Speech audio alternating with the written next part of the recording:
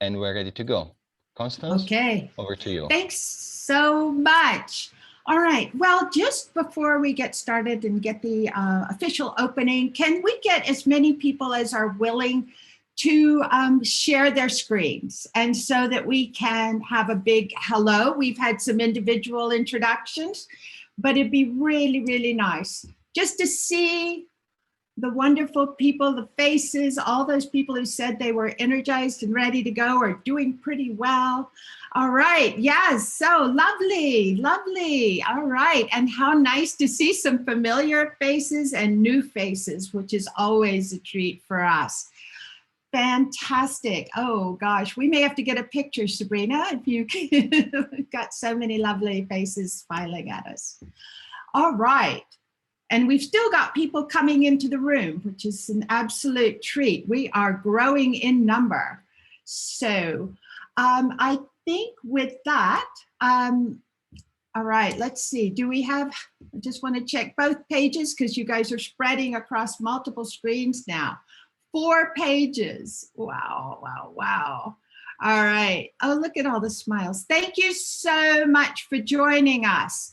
All right. Well, with that, I think I'm going to, Pierre, I'm going to share my screen, and you will let me know if I've done anything wrong. There we have it. Everybody can see the screen? Great. Terrific. All right. Now, I'd like to welcome you to our Foresight for Future Planning training season. We're going to go into detail about the kinds of things we're going to cover in just a bit. But first, I want to give credit where credit is due. The training series has been organized by the Center for Coordination of Agricultural Research and Development for Southern Africa. You know it as CARDESA. And this has been done in collaboration with the Accelerating Impacts of the CGIAR Climate Research for Africa. Now we'll hear that as ACRA project. And it's also supported by the Comprehensive Africa Agriculture Development Program X Pillar 4, CADP XP4 program, which is funded under the European Union and administered by the International Fund for Agricultural Development. Now, who wants to repeat that back to me? No, I'm just kidding. It's a lot, which means there's a lot of amazing players behind the scenes.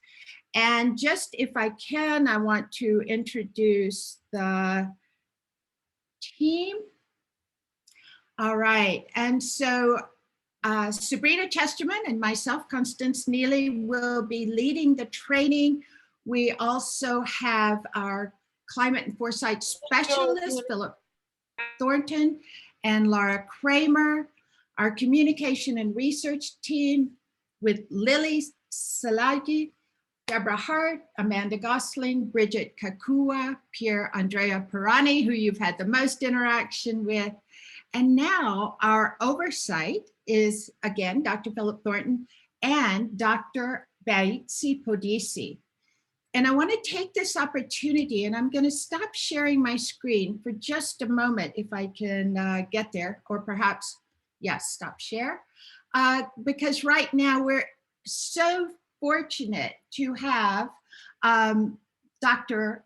Baitsi Podisi with us, who's going to do the welcoming.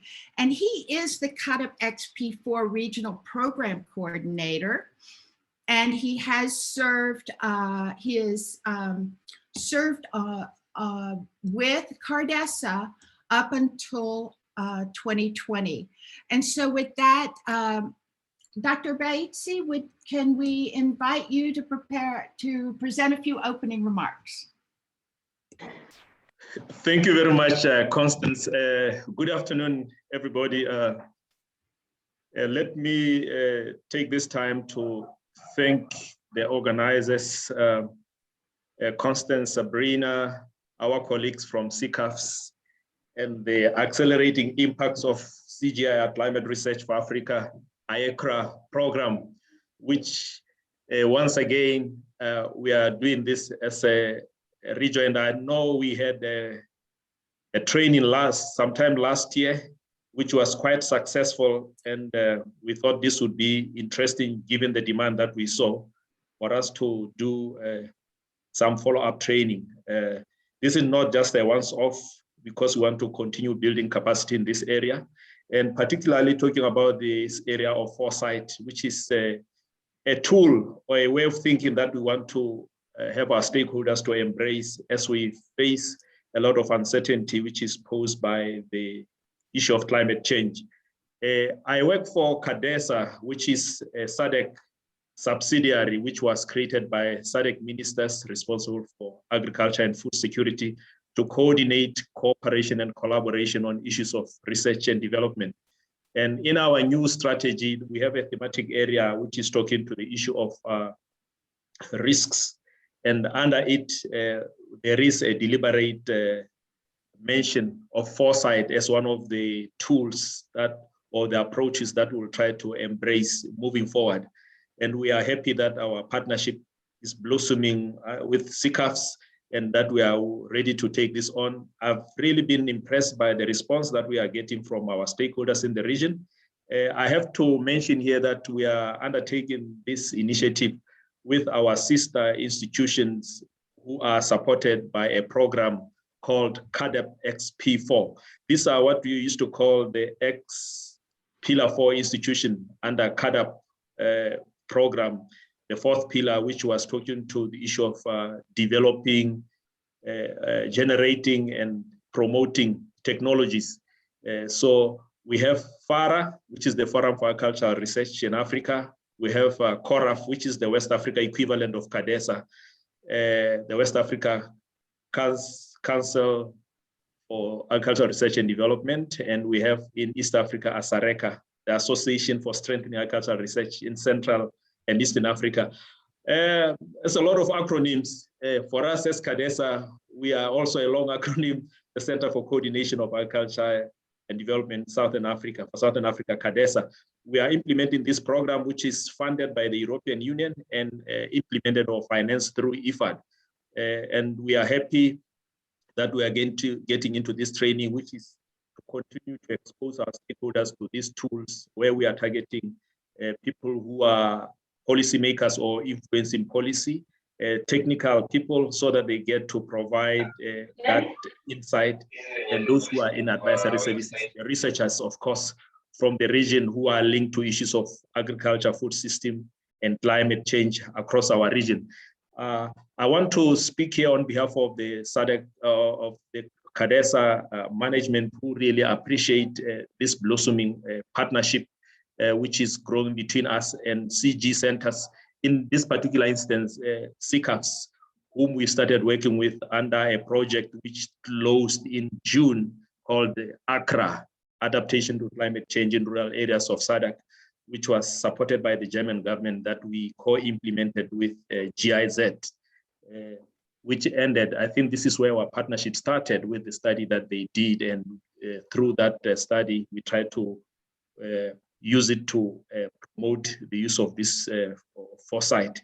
And we really want to make you feel welcome, and also to reach out to others. We hope to build a strong community of practice in this area in the region, where we'll also link up with our sister institutions. At the apex, we have FARA, who also are promoting this African Academy for Foresight, who were part of us in the previous training. And we will try to build these regional blocks, which will ultimately lead to this continental forum, where we can make use of these tools. So with those brief remarks, really, this is just to say, please feel welcome, and I appreciate the resource persons who are in the team. And we are hoping this time around, this training will be a bit more exciting after the first round, as we continue to tweak our approaches and to see how the reception is going. Thank you very much, and please feel welcome. Thank you so much, Dr. Porisi. This was really valuable. And thank you for explaining all these interrelated organizations that have come together for this important event, and for the value that you see in terms of how foresight is going to benefit us as we deal with so much uncertainty. So thank you again for opening for us. And I will now talk just for a moment about our learning objectives. So we are going to have 4 individual series across 2 weeks. And our aim is to introduce Foresight method in order to catalyze transformational planning. We're going to explain all these different words and nuances throughout the sessions. We want to demonstrate practical and concrete Foresight tools and methods, which means you should be able to use these methods when you leave the training. And of course, we want to demonstrate the methods and approaches in the context in which we're working, which is climate resilience in food systems and in agriculture. And we are targeting the SADC region, but we see that we have people from other regions, and I promise it will be applicable. So with that, those are going to be our learning objectives. As I've mentioned, we have 4 sessions to introduce Foresight for future planning. We're going to go through different tools and methods and examples that are linked to the region, and hope that this provides an opening for next steps for you in Foresight. And our last session, we're going to focus in on application and provide a way that you can follow up on this work with support through ACRA and through the CADP XP4 in terms of capacity support. So our 4 sessions, we have 2 this week, Monday, Wednesday, 2 next week, Monday, Wednesday, and we'll go into more detail as we go along. So just a quick refresher, you've been on enough Zoom calls in the last 1.5 years that you know. We have a few principles of engagement. Of course, we'll stay muted unless we're speaking. Questions, keep sending them, put them in the chat box. And of course, any comments will be respectful. All questions are relevant, please ask. Do make sure that you have water, tea, something with you to stay comfortable. This is a working workshop. We will have a quick stretch break a bit later in the program. And an output that you will receive is an information pack. And that'll happen at the end of the series. So if you do want to take notes, you're welcome, but you will end up with an information packet at the end. All right. So very quickly, I'd like to do at least, let's do 1 fill in the blank, if that's okay, Sabrina. And I think that is just building on one of the last slides where you told us the poll where you are, what you're affiliated with. And so in the next one, I'd like you to type into the chat box and fill in the blank and say my role of the organization or whomever I'm affiliated with, my role is. And Sabrina, I don't know if you can follow the chat there. Perfect. Are we getting some responses? What are people's roles? We have program manager and stakeholder engagement with evidence, Mika Bourne, joining us from Kenya. Thank you so much. We have researchers, we have a teacher, we have a policy formation and program designer. We have a program manager. We have a researcher, a lecturer, an agronomy consultant, a lecturer, entomologist, impact manager, ICT officer, knowledge management and research officer, coordinate research in agronomy, food scientist, senior program officer for environment, program manager, research assistant.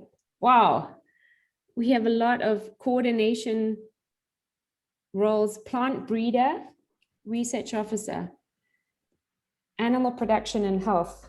Wow. Fantastic. Okay, I feel like we're building a system. We've got people with all sorts of backgrounds and roles. And so then one last question and a fill in the blank to add to that is, I am participating in this training series on Foresight for Future Planning because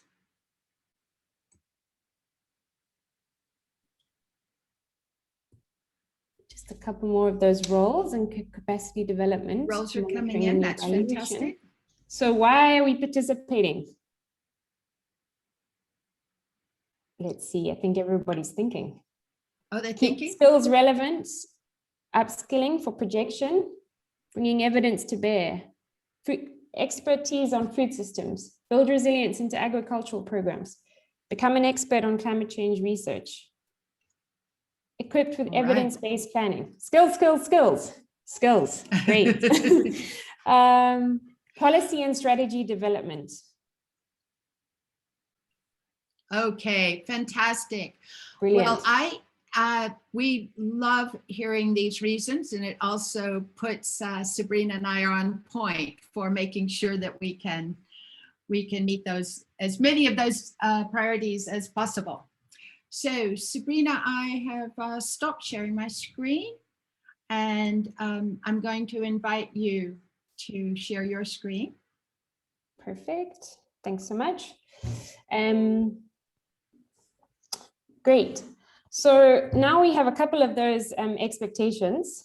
I just wanted to also launch another poll in terms of everybody's experience on futures. We have this in the series, we invited everyone saying future planning. So if Pierre can run the poll, we just wanted to get a sense on what the participants really kind of, so we have a set of linked questions you'll see in this poll.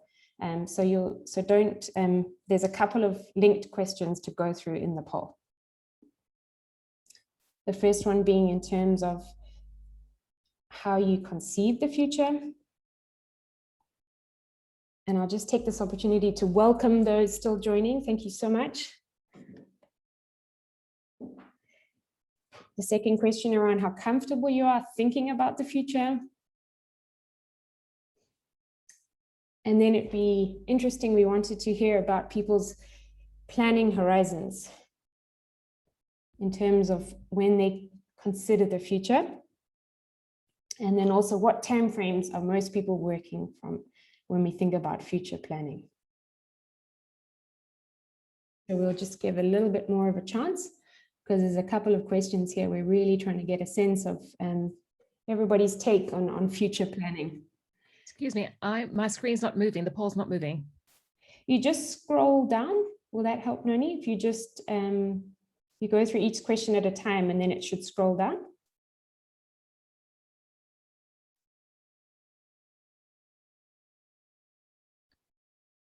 Is that helping now?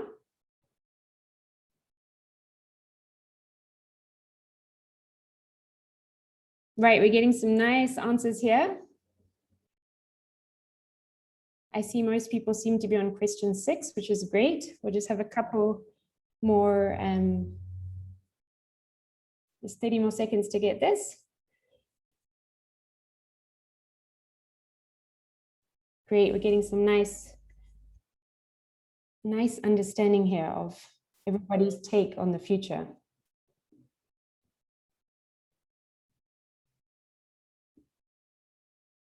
Okay, Pierre, I think we're ready to almost wrap that up.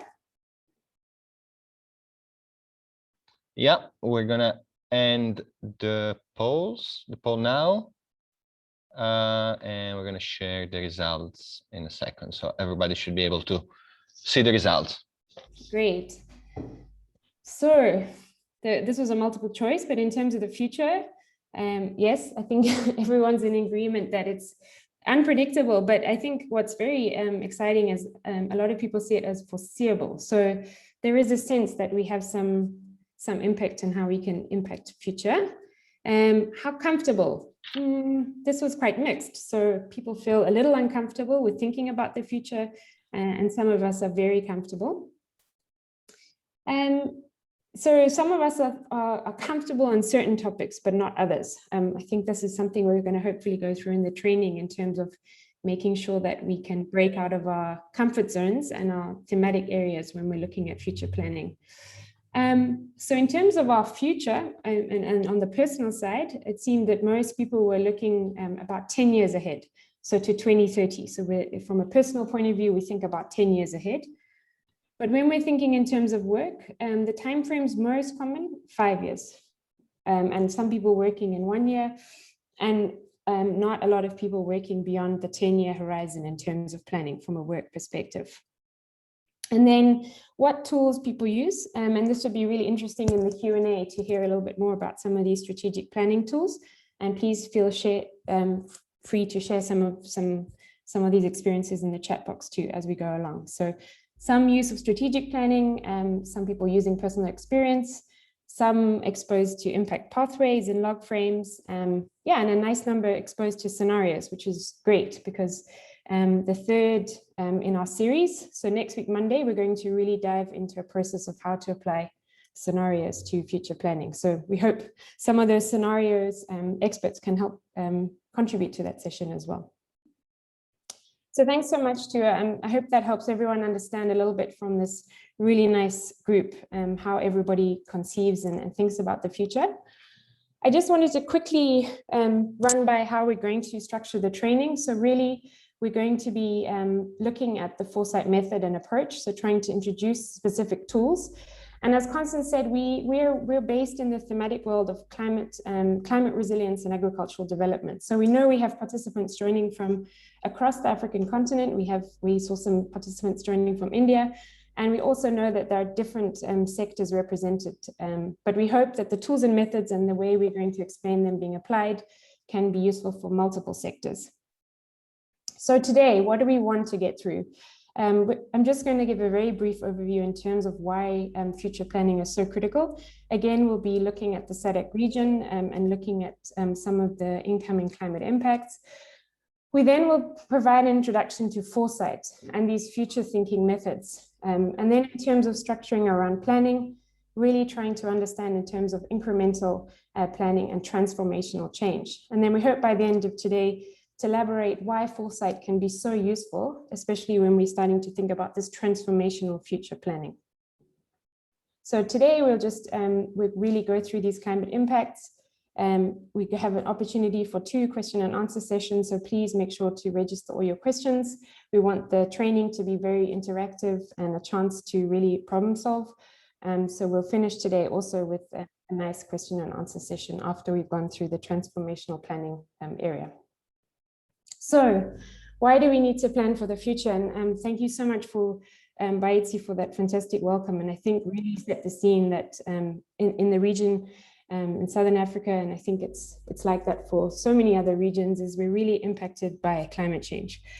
So just very briefly, we have impacts from climate stresses. So these can be aspects such as we're seeing in the region in terms of decreased average annual rainfall, patterns such as higher temperatures and delayed onset of the rainy system. So we have these long-term trends we need to try and react to. We also have climate-related shocks. And these are either short, slowly emerging events such as drought, or they can rapidly emerge such as flood events. And really these climate shocks are the ones that we need to try and build some more resilience to and are harder to predict in terms of planning for the future. So we have aspects such as floods, droughts, wildfires, heat waves, and livestock or crop disease outbreaks that are happening. And these shocks are in an unpredictable pattern. As well as if you're planning within a climate change realm, it's really important to understand that there's other stresses on the system. So we might be sitting within a climate change directorate or within a research program looking at climate resilience, but there's other stresses and other development and priorities. So we have aspects such as rural poverty, population growth, we have access to natural resources or distribution, aspects around gender or social inclusion, infrastructure. And then obviously the underlying natural resource base, are there issues to do with land degradation or deforestation or resource demand? So when we're thinking about the future and starting to plan, there are many linked stresses and links between sectors and systems. So we hope to slowly layer how critical this kind of wider lens is in a Foresight process. So in terms of how these impacts play out, and if we're thinking about the agricultural system, obviously there's aquaculture and fisheries, but here we also just kind of zoom in a bit in terms of crops or livestock. And it was great to see in terms of the participants, we have some real field leaders in both agricultural side from crops and livestock. So we'd love to hear your feedback as well. But these climate change impacts play out in terms of erratic rainfall events, the timing and length of growing seasons, water availability, feed availability, nutritional content, invasive species in pastures, diseases and pests. And you can start to see from a planning horizon when you're starting to have varying timing and lengths of growing seasons and even interseasonal changes. From a policy or a strategic development process, this becomes really difficult to start to cater for all these changes.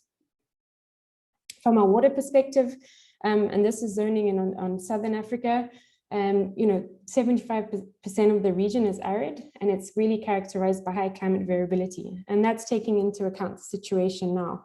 And if we start to look 10, 20, 30, 50 years into the future, we're seeing huge decreases in terms of what the models are showing us for rainfall, and also big decreases in annual runoff of water, especially for the region when we're starting to think about agriculture and electricity. These are going to have big impacts on the development pathways in the future within the region. So if we had to summarize in 2050, what are some of the projected climate change impacts in the region?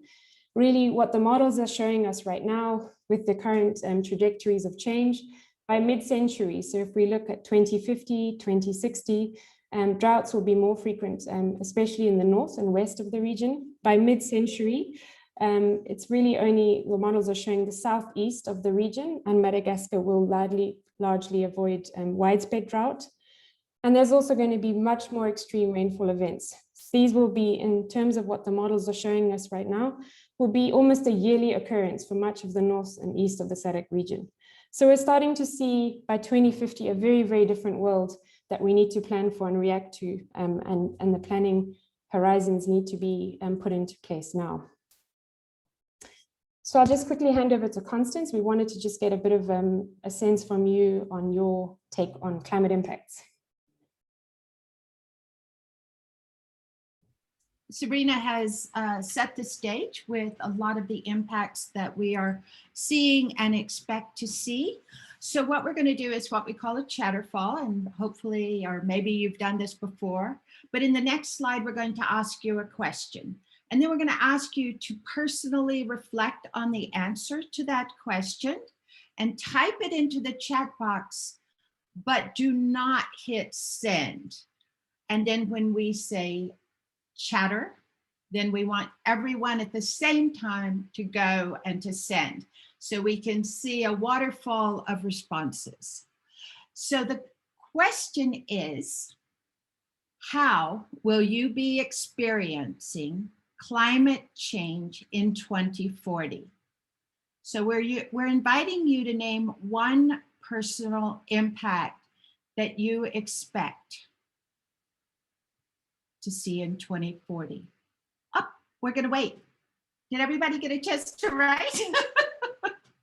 So type to yourself, type your personal experience that you're expecting.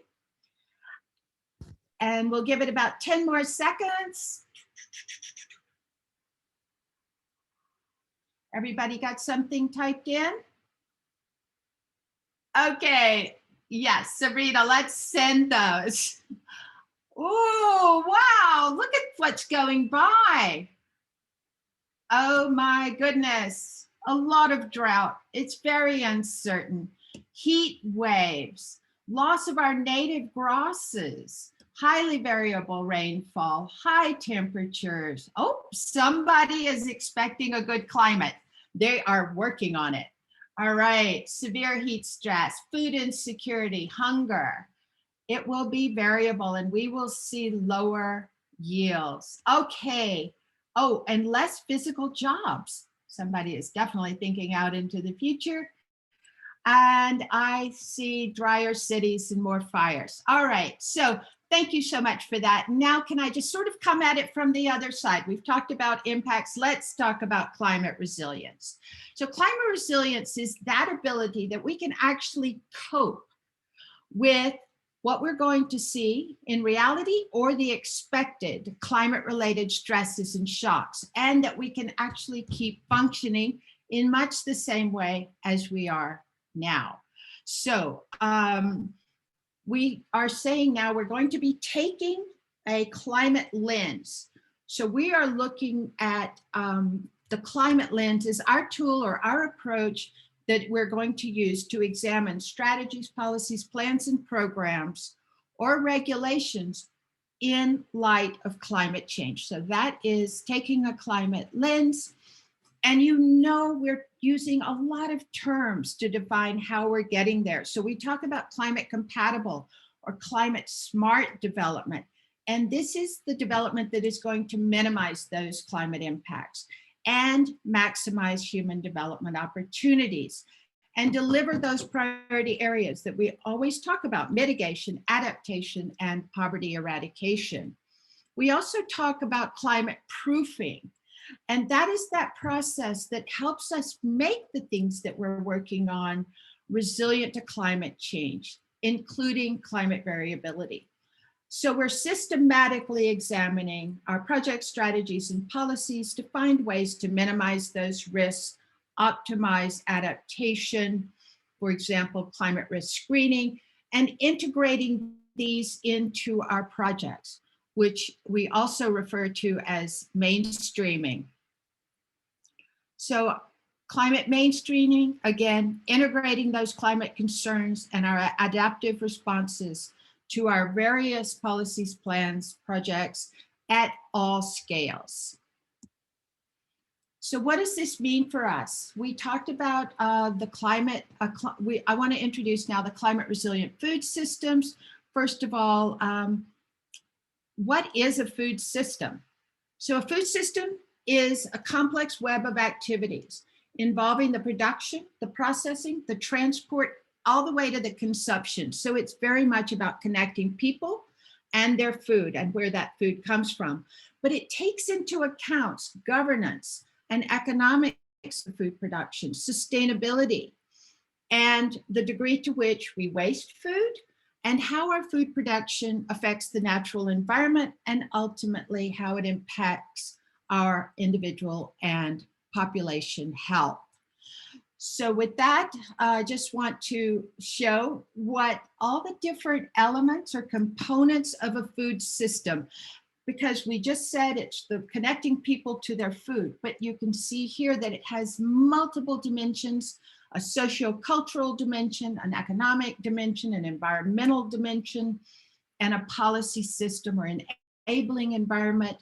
And all of these interrelated elements that actually get the food from the farm or the pasture to the people. So we'll be talking a bit more about systems as we go along, but I just wanted to highlight that it's complex and we have to pay attention to all these elements. So with that said, I'll come back to the impacts, climate change on the food system. So we're going to see an impact on consumption, poor consumer experience, increase in food wastage, volatile prices, health risks, as well as those impacts. And in some cases, we're seeing these on the supply chain, where we're seeing increases in spoilage. We're seeing a reduction in the product quality that we're getting in the stores. We may see damage to our infrastructure. For example, everyone mentioned flooding. The bridges are going to could be problematic. And we will need a greater, we're going to need improved storage and processing facilities. So you can see that there are impacts on that food system beyond the impacts on agriculture and natural resources. So they're all related. I think with that, the next Thank you so much. slide is for you. Yeah, great. So thank you so much, Constance. I hope that has set the scene in terms of if we're looking at the impacts and the magnitude of future change that we're going to have to take into account. There is a lot of change on the way, but also I think what Constance was really bringing across is that one of the tools and the really underlying pillars of foresight is looking with and working within a system. So understanding maybe the changes that you're trying to predict, you're coming at it from a thematic or a specific expertise.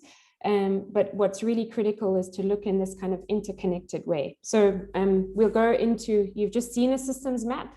And on Wednesday, we're going to really dive into the method and tool around systems mapping. So before we dive a little bit more into actually defining foresight, we just wanted to get a sense of what's within the room, within this, within the training. What do you know about foresight? So we just wanted to run a quick poll just to see everybody's baseline.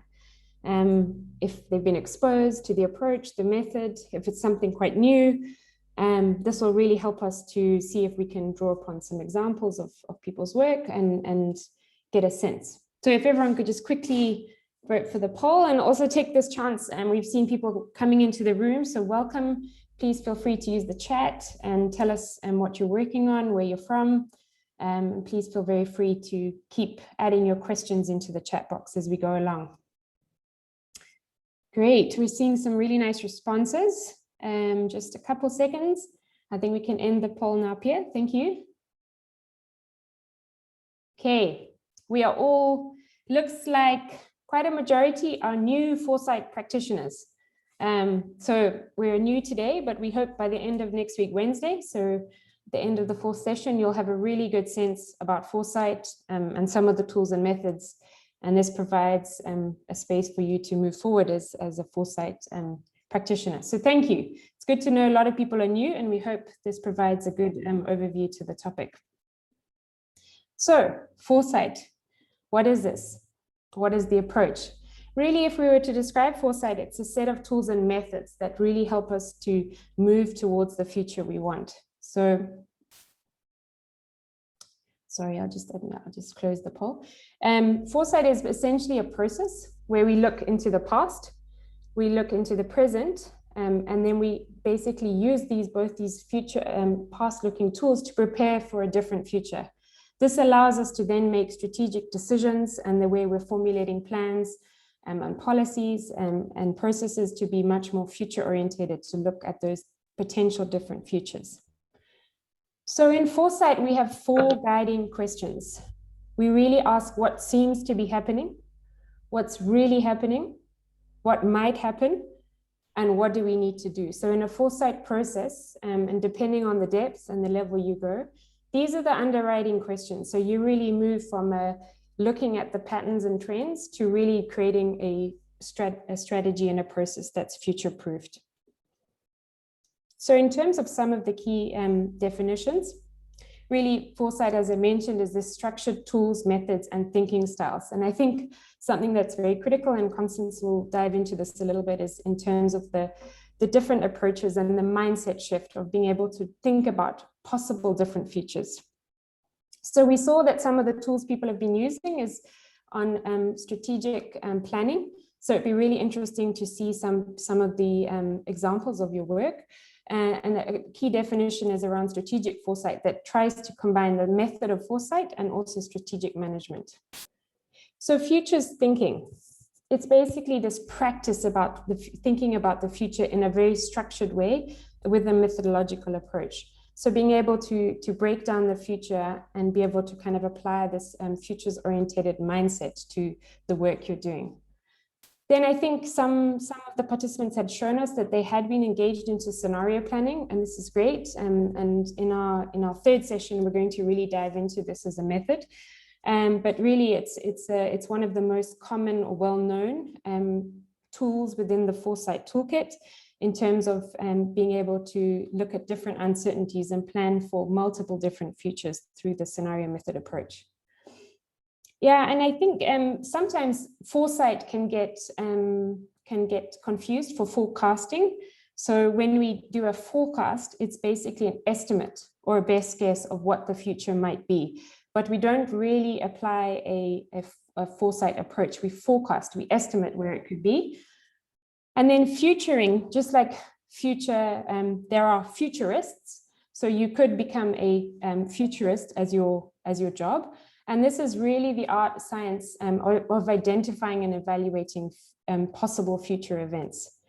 And with that, often also with scenario processes, we look at drivers, which are really these most critical factors that are causing change and shaping the future. So a real skill set you develop as a Foresight practitioner is being able to really unpack the different drivers that are causing change within the system that you define. So we hope that we can inspire you that Foresight really as an approach makes you feel that the future is still in the making. And by applying some of these tools and methods, we can actively influence or essentially even create the future we want to move toward. So Foresight as a process, again, just to remind you, we work in these 3 time zones. So some of the tools and methods allow us to look into the past. We then have the current, where we assess what is happening in the present, and we unpack the present time zone. And this allows us to then anticipate into the future. So Foresight really has these 3 core time zones that we orientate our methods and tools around. So if we were to break up Foresight into some of the key methods and tools, and we won't be able to go through all of these in the training, but we wanted to at least give a sense of the 2 main aspects of a Foresight process, where we start with a situation analysis and then we move towards a long-term future planning process. So if we were to see this in fuller, what a Foresight process would be in terms of questions, steps, and stages. As I said, we move from the situation analysis where we really understand things like the context. And remember, going back to those 4 key questions, we ask what is happening and why it's happening. So these stages are called the analysis and the interpretation stage. Once we've done this situational analysis, we then move on to this long-term future planning view, where we really try to understand what might happen in the future, why might it be happening, what might we want to do differently. And this reflection stage is very critical in terms of being able to future-proof some of these plans and strategies. And then the strategy phase at the end of a Foresight process, really where that becomes where you unpack and amend some of the processes at play and develop new future-proofed planning structures. And I think it's important to reiterate across this whole Foresight process, data, evidence, knowledge, and creativity are brought in. And we emphasize the word creativity because planning for the future really needs to have this sense of envisioning a very, very different place than we are right now. And also very, very critical to the Foresight process is participation and continued stakeholder engagement to each phase. So even if you decide to apply a Foresight process to just within your department or within your team, or even on a personal level, it's really critical to engage and have wide participation. So as I mentioned, each of these stages in the Foresight framework has some linked tools and processes and methods. And across the training, we're not going to be able to dive into all of these. But I think as Constance mentioned at the beginning, we really hope this is a sensitization where across the work we're doing, we can dive in personally with different participants after the training to really see how to tailor these methods and processes to different pieces of work underway. But again, we move from this context phase where we really understand what's happening through to the strategy phase. And over the next 4 sessions, we will be able to look at trends. We're going to be looking at systems, and then we're going to be doing a step-by-step on how to develop and link in scenarios.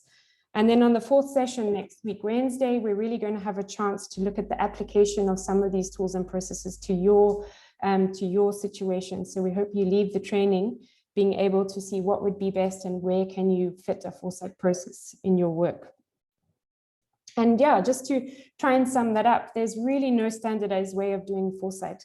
We've presented a framework and a set of methods and tools that fit under it, but it's how Foresight is done really depends on your specific situation, the objective, what is the kind of future question that you really have, what is the scale and the scope of the work that you want to do. And that's the Foresight process you will put together and the tools and methods that are more relevant to your process.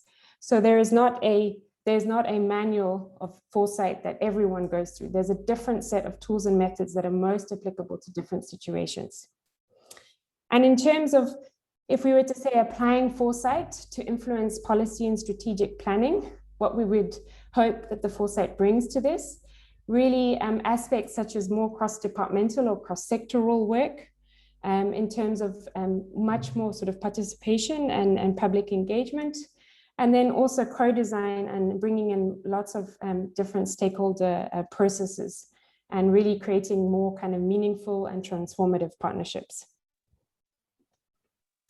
I'd just like to remind you to please keep remembering to register your questions in the chat box. We're going to have a session on a Q&A, but we will also want to register all these questions. So in Wednesday's session, if we don't get to them, we can come back to them. So Constance, I'll just hand over. Fantastic. Thank you so much, Sabrina.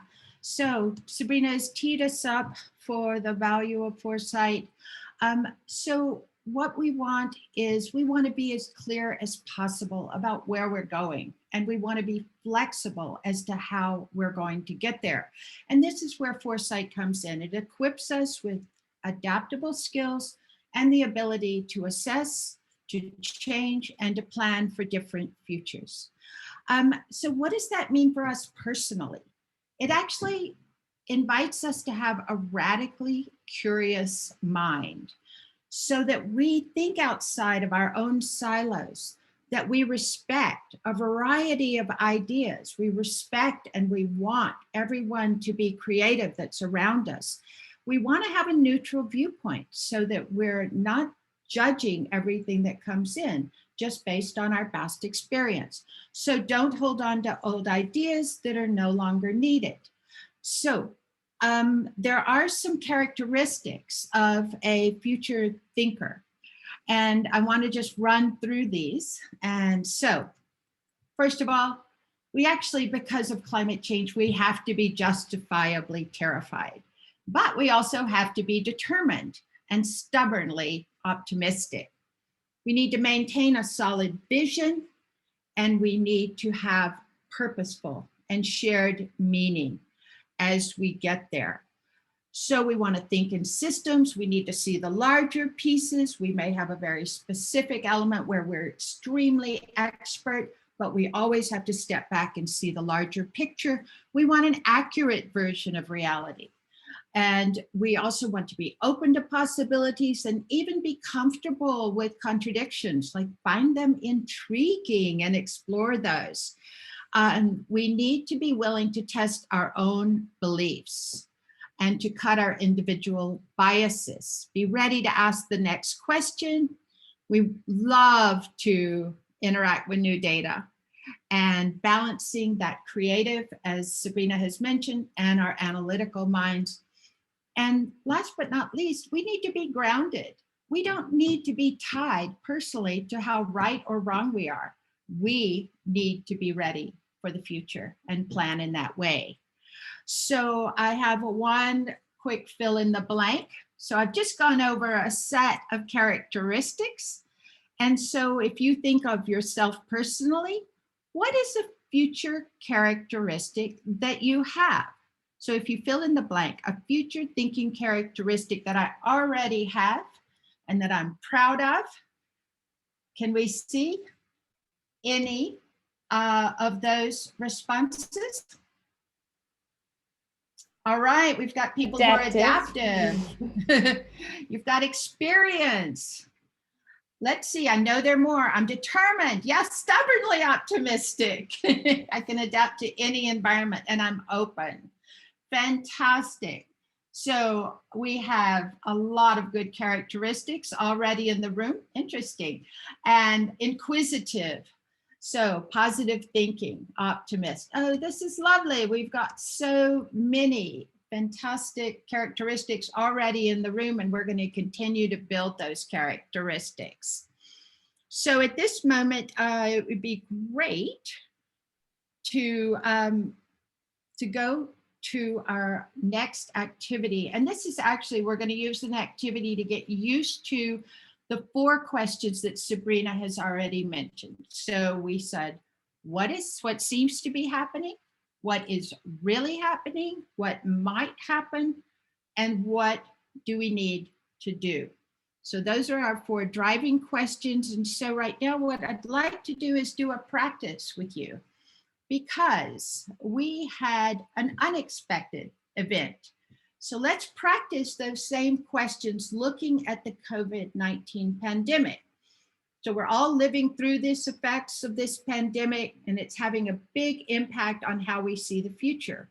In this exercise, what we're going to invite you to do is think back to what your expectations were before COVID-19 and compare that with the future you expect to after the pandemic started.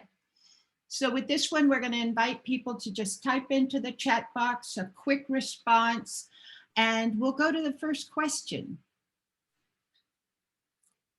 All right, what seems to be happening? Think back to what you were expecting to happen in the year 2020, before the pandemic started. What were some of your plans? Think back to February. What were you expecting to do during 2020 before the pandemic hit?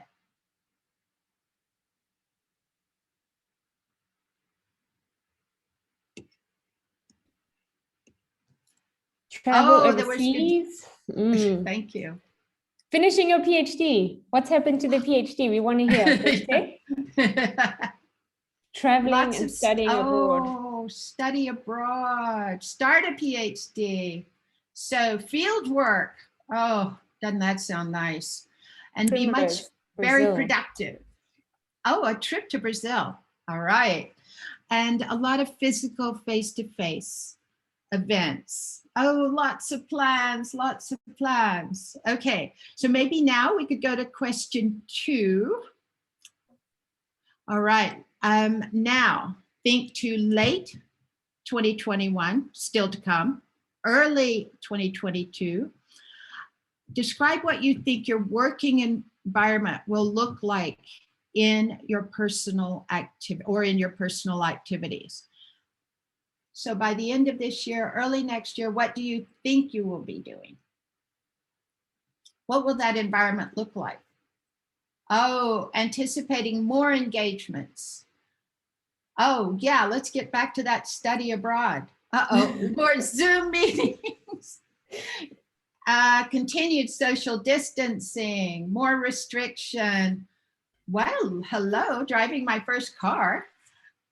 Doing my PhD abroad, more focus on ICT. Oh, what did I see? I'm going to be addicted to virtual work. Fewer restrictions, but more team spirit. Fantastic.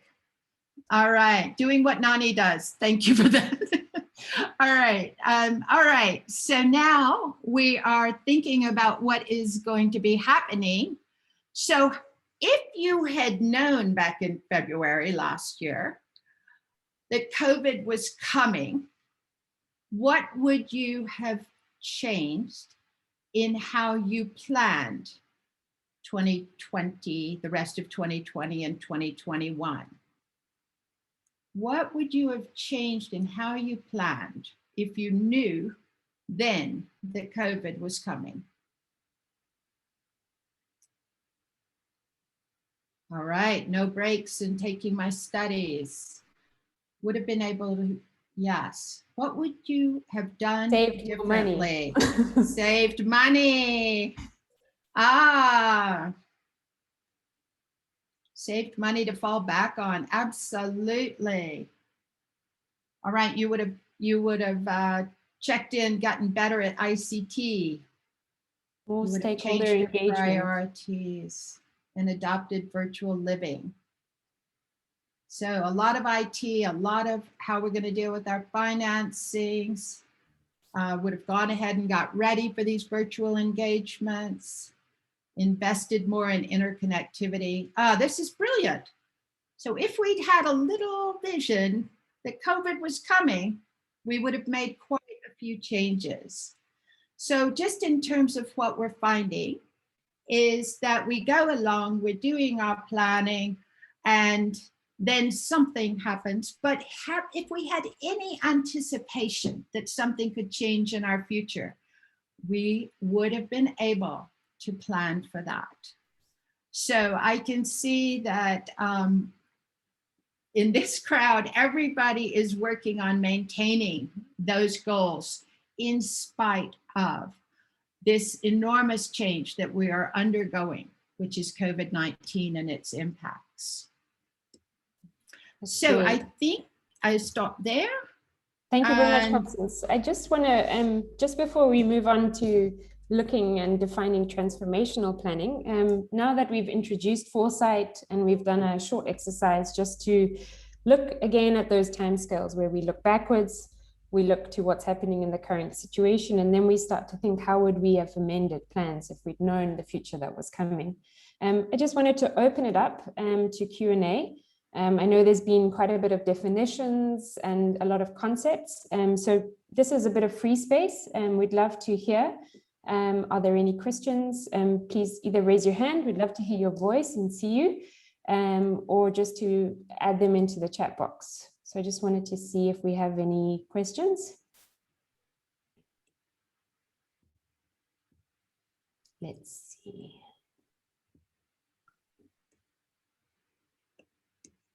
Let's see, do we have any questions? Any hands up? Anyone have a burning question around how Foresight's defined or how it's applied? Anything so far? If not, we can move on, but you can use the chat box. Do we have any questions? Anyone want to raise anything? Sabrina, this is Pier Andrea. I think we had a question. We had a question earlier on from Farwa Mazupi. It came earlier on during the presentation, and the question reads as: in addressing effects of climate change, shouldn't we come up with different systems from different ecological regions? Yes. Okay, great question. Thanks for bringing. I do remember seeing that before the chatter full. So thanks so much.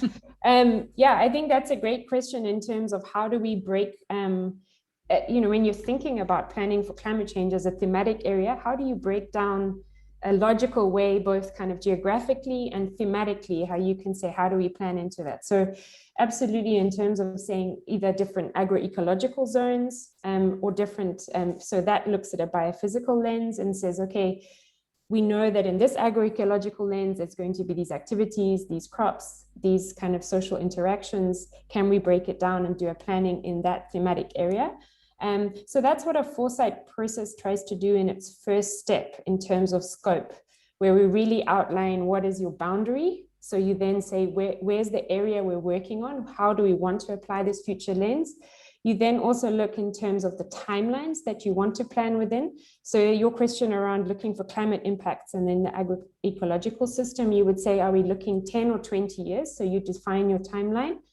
And then also importantly, you look at also the kind of policies and structures. So even though that's more of a biophysical planning, you would be really important to say, what are the administrative rules? What are the laws, the bylaws? What are the structural kind of policies around the area you want to plan in? So on Wednesday's session, we actually kind of go through step by step what you need to set up in your Foresight exercise. So I hope we can explain the scope in more detail there. But absolutely, when you're trying to plan for a thematic issue, Foresight process tries to break it down by these key questions when you start your Foresight exercise. Yeah, so thank you so much. We have another good question. Yeah. From Titswalo. As we go through the training and see the pandemic came and changed the way we lived, does it mean the world is not applying Foresight to look into the future?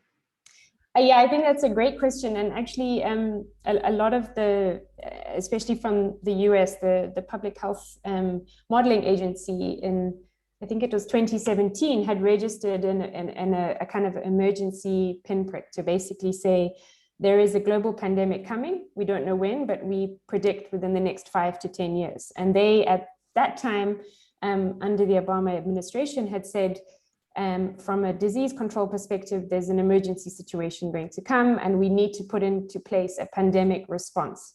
So in that sense, Foresight had been used as a process. They'd looked at the data and the trends, and they'd said, we're on track to have a global pandemic. And in terms of preparing our policies, we need to have a pandemic response unit.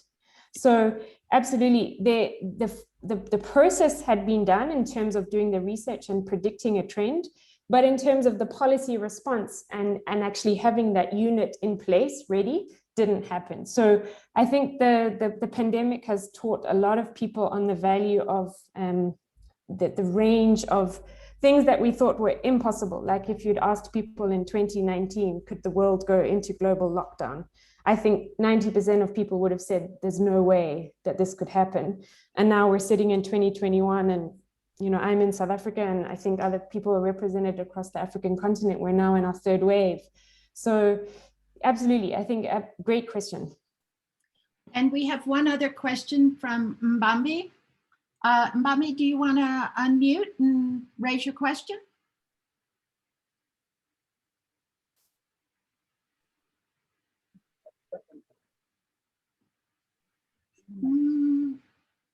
You're unmuted, but we're not hearing you, Mbambi.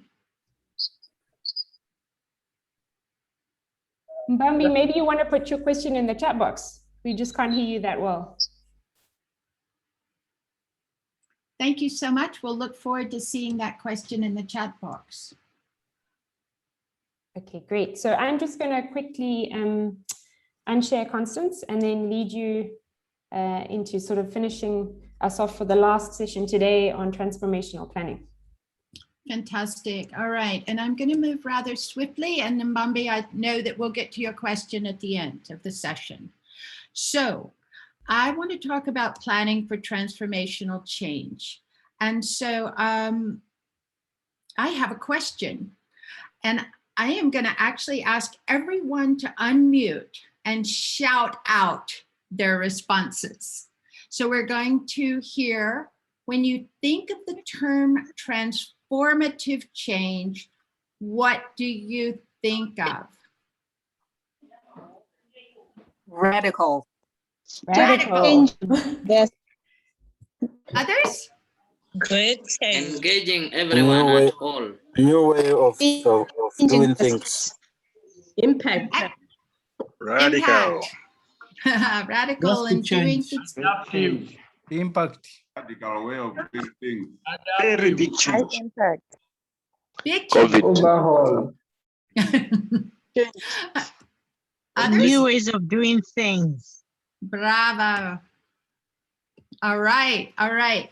Okay. Well, let's then allow me to just introduce a bit about transformative change and transformative planning.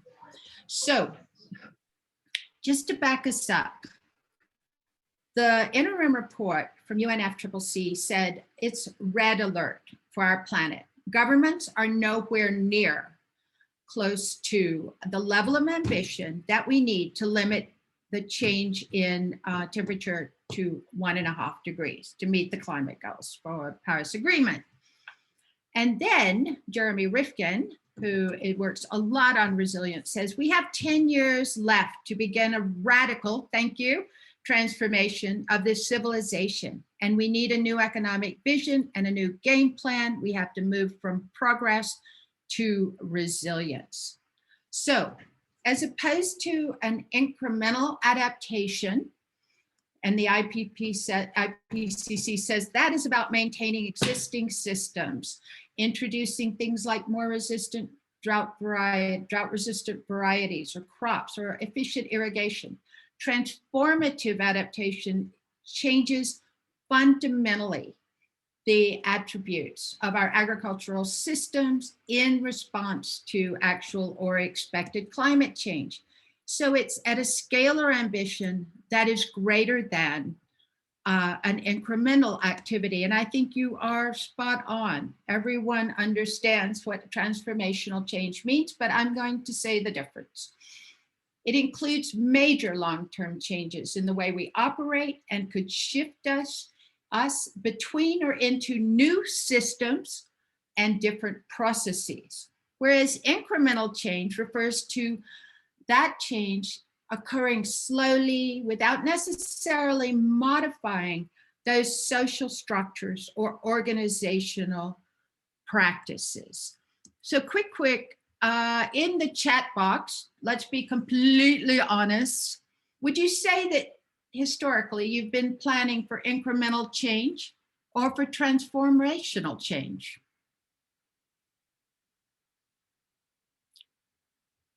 Let's see, what are we seeing? If we're completely honest, what are we seeing? Have we been kind of more oriented towards incremental? Some Incremental. transformational. Oh, good. And if you've been doing incremental, any kind of incremental, it's easier. Agreed. we plan with mostly incremental. And it would be interesting to hear also, you can put in the chat box, if you'd thought before of this difference between transformational or incremental in the way you do your planning or strategies. All right, great. And we've got some examples of transformational. Please also, when you've said transformational, it'd be great to know what you're working on, just so we can learn as a group on some of these planning approaches. Thanks so much. Thanks for those responses, and please keep them coming. And I'm delighted that we're getting some examples. And the thing is, this incremental and transformational do work hand in hand in many ways, right? But we are aiming towards transformation. And just to talk about transformational change, we think about the future that is coming is going to require this significant change. We know we're going to need radically new interventions, policies, partnerships.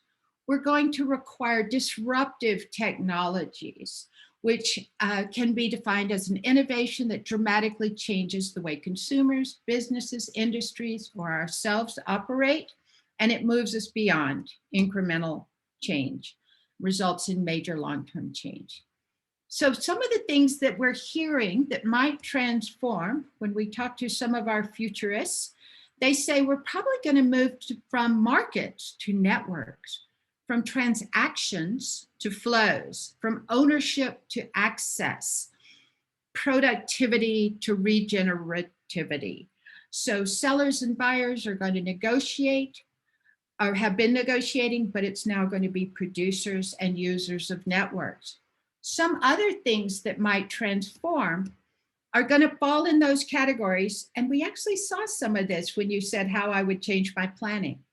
Communications, power and energy, how we move about, our logistics, our transportation, and in very much our education, so that we are educating towards transformation. So when we think about agriculture and food systems transforming, there is this definition, which we can work with, which means there's going to be a significant distribution by at least a third, where land, labor, and capital and or our outputs and outcomes within the time frame of a decade. So we're going to see major shifts. And this is just one definition that was put forward by Steiner. So very quickly, I want to talk about transformative actions. One of the things that Sabrina, I try to do is develop categories so that we can quickly think through. So we think there are three major categories for transformative action. One is the integrative and adaptive interventions. One is flexible, robust, and synergistic institutions and policies that are going to drive that implementation. And one is novel partnerships, cross-sectoral, multi-stakeholder relationships. So we're going to see new kinds of partners, new supportive institutions and policies, and different adaptive integrative interventions. So I'm going to go very quickly here because there are some examples. So one, of course, is scaling existing innovation, but we're also could envisage that empowerment development becomes a terminology, changes in behavior. This has become a whole new way of looking at things, is through behavioral economics. How do we change behaviors? New businesses, new business models. And so, new data platforms. So we're going to have these adaptive integrated interventions, but those are going to have to be supported by new ways, new policies, new synergistic institutions, distributed decision-making, cross-sectoral policy development, reflection on our policies so that we're constantly going back in and ensuring they are getting at the causes and supporting our efforts. So, and as we've mentioned, new partnerships, new sets of actors working together, either informally or formally, cross-sectoral, multi-stakeholder relationships, transgenerational, and thematic partnerships. So those are just some examples. So what we say is we often build our plans and strategies based on actions that result in incremental change, when what we need is actions that are transformative and suitable for the future that is coming. Traditional strategic planning reinforces our biases.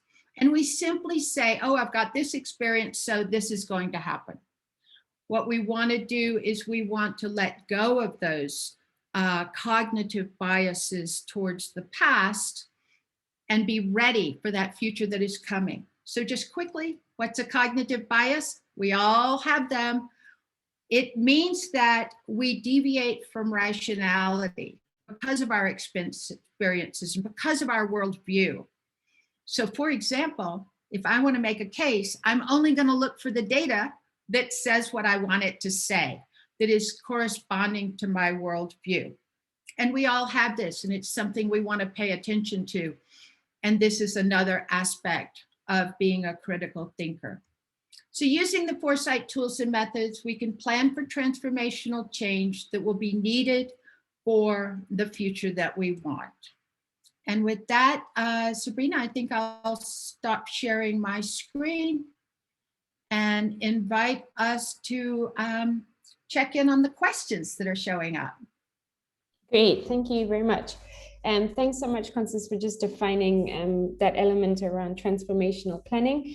And I think it was really interesting about the cognitive bias, because I'm just trying to find the question in our chat box.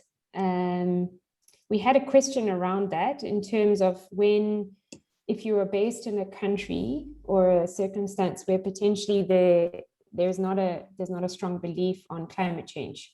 How do you help create sort of planning structures around there? I'll find the exact question, but it was in terms of that. Living in a country where people don't believe in climate change, how can we prepare for climate change and get the government going towards zero net emissions?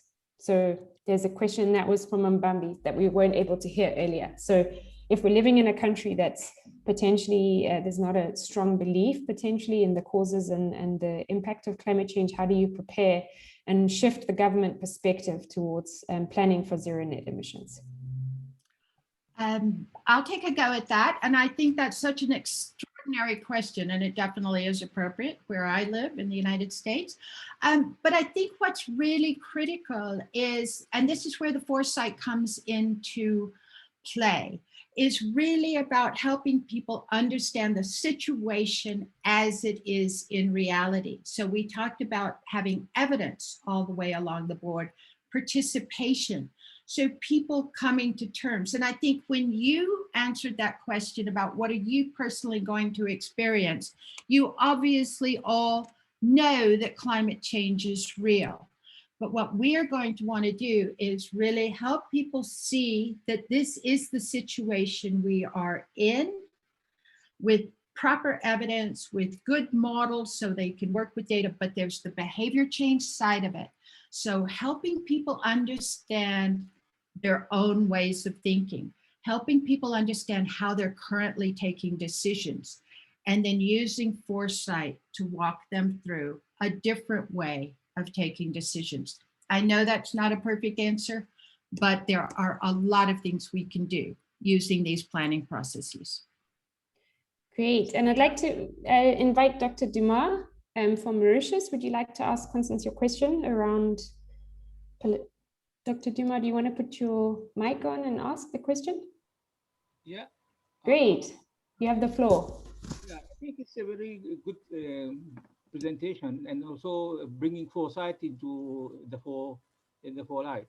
Now the issue is, especially in the agriculture sector, conventionally, we have been looking at programs, research program, annual work plan. But looking at the program, the portfolio, research portfolio or R&D portfolio, along with the transformation of the institutions, I think that is something that requires a lot of attention. And my experience in the transformation process, because we've been from the ministry, we moved to another specialized research and extension organization. It required a lot of political will and a lot of lobbying with those who, the Ministry of Finance, to get funds to do that transformation. But I think the pandemic that has come has opened our eyes. I think it will serve as a wake-up call that it is not only change your policy, change your program, giving support schemes and all these things. There's a necessity to transform the institutions and also bring in competencies and capacity that will enable us to achieve the goal that we want to set it. Thank you. I think that became a statement and it was perfect. Thank you so much. But absolutely, once we start looking at our possible futures, we will be able to say very clearly, what are the changes that have to happen? And indeed, you are right. We're going to need political will, and there will be a need for changing the way our institutions work and invest. That's great. Yeah, and I would just completely agree in terms of, I think, often in a foresight process, you can deal with a specific strategy or policy, but I think Dr. Duma really showed there how critical it is from a political will that really actually allows you to think from the institutions. Are we working with the right institutions? Do we have the right people in the right institutions? And in fact, when we think about future planning, do we maybe need to create a different institutional makeup? And do we need different institutions or stakeholders to work together? I would just invite George to just put, you've put a statement, but I think it's a very interesting one. I don't know if you want to pose it as a kind of question or some advice. So George Kawani, do you want to just give your contribution? I think it's a really nice, nice idea. I was just responding on the question which you posed about if you want to, how do you engage the government and the stakeholder who are not clear on climate change. That's it. It was I was responding. Okay, perfect. Yeah. Yeah. No, and I think what I really like that you brought across there in terms of bringing in indigenous knowledge to the planning process. Also this element of multi-stakeholders, because I think, again, when we're thinking of some of these trends and impacts, indigenous knowledge is a really critical evidence source. And next week, on Wednesday, we're going to go into how to do a trend analysis. And we hope we can sort of touch a little bit on how do you bring in these different evidence pieces into the process. We've just got 4 minutes left, so I welcome anyone to register their questions, and we'll make sure that in Wednesday's session we can get to those. I just wanted to share my screen to sort of do a quick roundup of today and where we're going in the next session. And I would also invite us to just do a quick poll. I know today's session was quite brief, and we've covered quite a lot, but we'd love to just get a sense from the audience if we're on the right track and how you would rate today's training. So Pierre, could you just quickly load our poll? Yeah, it should be displayed now. Should be displaying. Great. So 1 is low and 5 is high. So how did you enjoy today's training? And would you come back? 1 is no way and 2 is hooray. So we hope we get a couple of 2s, but no influencing. Remember, there's no bias in Foresight. And it's all anonymous. Yes, and Karen just had a question about accessing the recording. At the end of the series, Karen, we're going to be compiling a kind of information pack and a toolkit, and everything will be loaded onto an event page with all the recordings and access to the resources. So thanks for just checking in on that. Great, Pierre, you can end the poll. Great, thank you guys. Well, that's fantastic to know that most people think we're on the right track. And yes, I think we're hoping to see as many of you as possible on Wednesday when we dive into the second part of the series. So we hope today there was a sense of understanding around future impacts from a climate change perspective. And I know we've given examples from the SADC region, but really why, in terms of looking at the impacts on the food system, agricultural development, and climate change, why future planning is so critical. We also really dived into just a basic definition on what foresight is as a method and the key steps, and just a little brief insight into some of the skill sets and really the mental shift and the mindset shift to be a foresight practitioner. And then we finished today really looking at the difference between transformational and iterative planning, and hopefully what foresight as a process offers up for today. We just see Matiga said, unfortunately, missed the opening session. Will there be a recap? Well, that's great, because actually Wednesday, we start with a little bit of testing and a bit of a recap for everyone to see how much we got from today's session and how we'd apply it. So coming on Wednesday, same time, 2 o'clock. Well, 2 o'clock South Africa time. I'm sorry, it's different for everyone, but same time you joined today and the same Zoom link.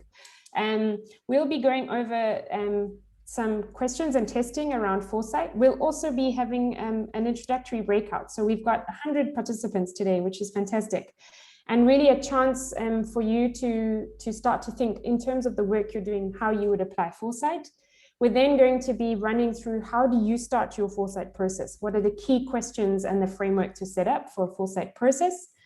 And then going into how to analyze trends. Remember, we're looking in those different time zones. So we're looking backwards in terms of trends, and then starting to think about current trends and how you do some systems mapping and how you do a bit of root cause analysis. So you start to think, what are some of the repetitive root causes of some of the issues we're trying to plan for, so that we make sure in the planning and the strategic management process, we don't create these sort of iterative plans.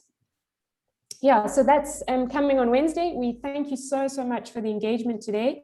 An absolutely brilliant audience, and fantastic to have everybody so connected across the continent. And we've got some people joining from India, and we've got some who logged in from Brazil and some from Europe. So we're really excited to have such an engaged group, and thank you so much for the engagement. If there's any last questions, please put them into the chat. In terms of either a key learning or a comment, it would be fantastic. And we really look forward to seeing you on Wednesday. Thank you so much, everyone. Thank you. It was you, a great Dora. pleasure. Thank you. Bye. Thank you. See you Wednesday. Thank you. Thank you. Bye. Thank you. Bye. Thank you, Sibongile. Bye, Pamela. Thank you. Thank you. Bye. Bye. Bye. I'm sorry, I say. Bye.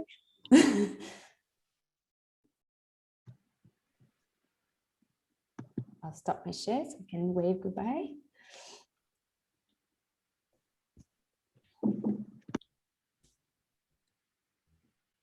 Pierre, this is when we need some nice music to wish everyone away. That's true. Yeah, we'll get it Wednesday. We'll get it for Wednesday.